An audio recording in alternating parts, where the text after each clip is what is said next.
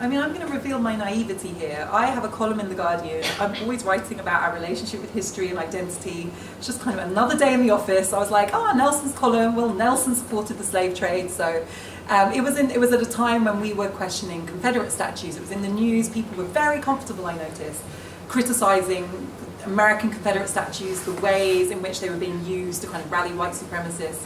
So I wrote a column saying, well, we've got skeletons in our own closet. Like, how many people know that Nelson took a particular stance on the transatlantic slave trade, used the very prowess and influence he had from his naval victories to lobby against abolition?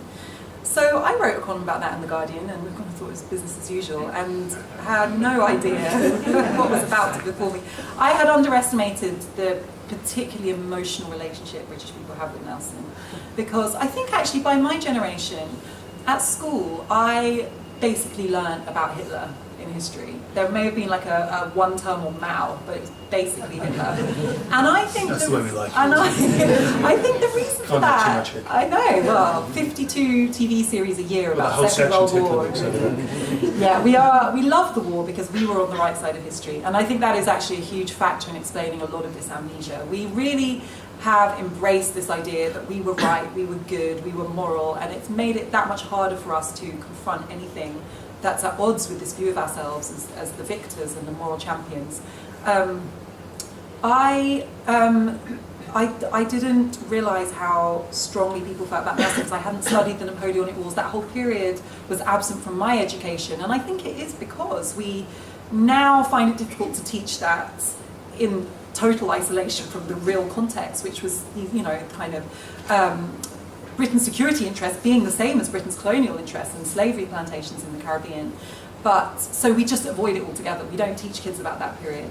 So it wasn't part of my childhood, and I just didn't realise how many people have this relationship with Nelson. And I interviewed a naval historian who wept during our interview, recalling the magnitude of Nelson's heroicism. I mean, it goes so deep. And I actually find that fascinating because I'm interested in identity. So, I'm genuinely interested in the ways people kind of construct identities and the stories we tell ourselves about who we are. And Nelson, and historians were saying to me, you need to understand Nelson is not just a hero, he is the definitive hero in human history. And that I hadn't realised that historians saw it that way. So not in France. Full disclosure.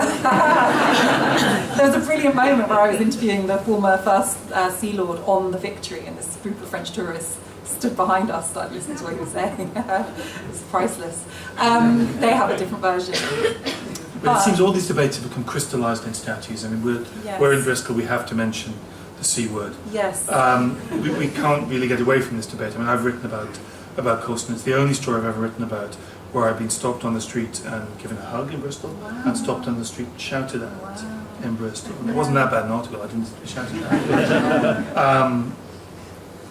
The statues are becoming this real, I mean, we shouldn't forget somebody died last year at the base of a statue in America. Yes. Why statues? Why are they becoming the lightning rod for this anger? I think that it goes to the question of identity. We've all grown up with Trafalgar Square and Colston being these parts of our built environment. So they become part of our identity of the cities that we're in. And then there's a misunderstanding, which is to see statues as a kind of pristine historical record. So David and I are actually both taking part in a debate about statues. And English Heritage, slightly unhelpfully, tweeted a promotion for the event, which included a GIF of a wrecking ball smashing into Nelson's column, which has let all hell loose, let me tell you. A lot of people don't seem to understand that GIFs aren't real. So, calls in Parliament for English Heritage to be disbanded because they're using taxpayers' money to wreck British heritage, which I just found quite surreal. I think that this was what was so interesting about Confederate statues. I hadn't realised the extent to which these Confederate statues were built years after the end of the war, during periods of civil rights agitation and during kind of moments of big social change as a desire to kind of rewrite this narrative of white supremacy. And similarly, I mean, Nelson's column was constructed in 1833, long after the battle at Trafalgar, at a moment of kind of early Victorian empire building. And I think... And Colston's 175 years after his death. Exactly. We have no idea what he looked like.